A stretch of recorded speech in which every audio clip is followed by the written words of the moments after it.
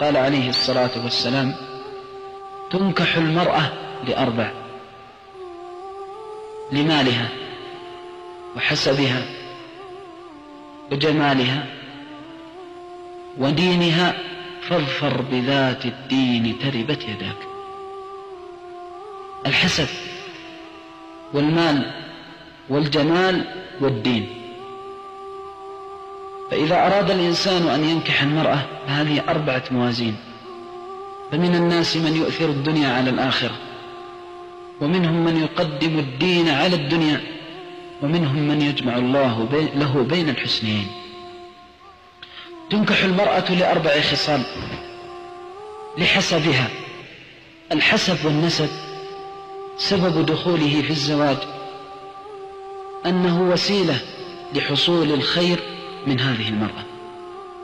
المرأة التي تكون من معدن كريم وأصل كريم طيب تحفظ دينها، ولو حصل أي إغراء. ولذلك ينبغي للإنسان أن يحرص قدر استطاعته على أن تكون هذه المرأة ذات حسب يصونها ويحفظها عن الوقوع في الحرام.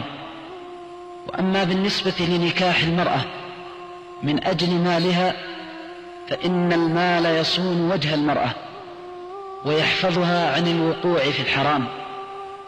ولذلك إذا كانت المرأة ذات حسب وذات مال حفظت نفسها وحفظت حق زوجها. والمرأة ذات الأصل الكريم لو أصابها الفقر حتى لم تجد فراشا لا تمد يدها إلى أحد، لأن طيب معدنها يمنعها من ذل السؤال لغيرها. وكلما كانت المرأة من أصل كريم وجد الإنسان آثار ذلك في ولد. كذلك أيضا تنشأ البنت وينشأ الابن على يد نظيفة نقية تحسن معالجة الأمور. وكلما كانت المرأة من هذا الصنف الطيب المبارك كلما وجد الإنسان عواقبها في حالة السراء والضراء. فيحرص الإنسان الموفق على اختيار هذه النوعية الطيبة الكريمة، إنه إن فعل ذلك فقد أخلص لأهله وولده. إذا اختار المرأة ذات المعدن الكريم فقد أحسن إلى أهله وولده. الوقفة الثانية: تنكح لدينها لجمالها. وذكر النبي صلى الله عليه وسلم جمال المرأة، لأن الجمال يعف الزوج عن الحرام. وكلما كانت المرأة لها حظها من الجمال كلما كانت فطرة من الله تمنع الزوج أن تمتد عينه إلى غيرها. ولذلك ذكر النبي صلى الله عليه وسلم هذا الوصف.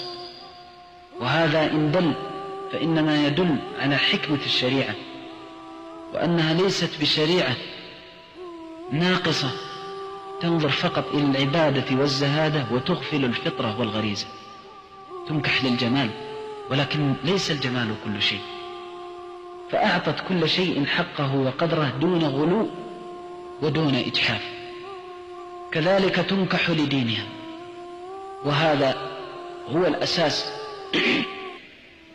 ومنبع الخير وأصل الفضل الذي يحفظ الله عز وجل به للإنسان بيته وأهله: الدين.